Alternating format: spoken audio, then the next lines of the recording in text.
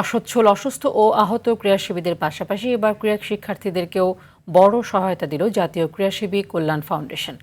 জাতীয় ক্রীড়া পরিষদের সম্মেলন কক্ষে মন্ত্রণালয়ের পৃষ্ঠপোষকতায় আয়োজিত এক অনুষ্ঠানে প্রায় 8.5 কোটি টাকার সহায়তা দেওয়া হয়। বিস্তারিত জানাচ্ছেন আতিকুল ইসলাম শাকিল।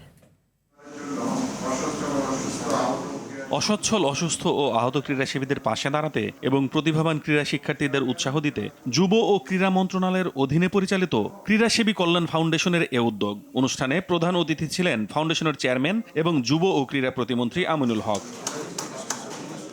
ক্রীড়া হলে পেশা, পরিবার পাবে ভরসা, এই প্রতিপাদ্যকে সামনে রেখে 1797 জন ক্রীড়াসেবীকে দেওয়া হয় 5,39,00,000 এবং অসচ্ছল ও অসুস্থ 42 ক্রীড়াসেবীকে দেওয়া হয় 32.5 লাখ টাকা।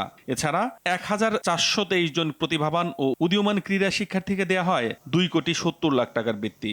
এই প্রক্রিয়াটা যাতে আরো সুন্দর, স্বচ্ছভাবে হয়ে আসে, এর ভিতরে অনেক আবেদন আসছে যেখানে তারা ক্রীড়াবিদই নন, জেলা প্রশাসকগণ বা জেলা ক্রীড়া অফিসার যারা রয়েছেন আমাদের, তারা যদি একটু যাচাই বাছাই করে দেন তাহলে আমাদের যে জাতীয় কমিটি রয়েছে তাদের কাজ করতে আরো সহজ হবে। দীর্ঘদিন খেলাধুলার সঙ্গে যুক্ত এবং এই সহায়তা প্রাপ্যদের কাছেই সুবিধা পৌঁছে দিতে চায় সরকার।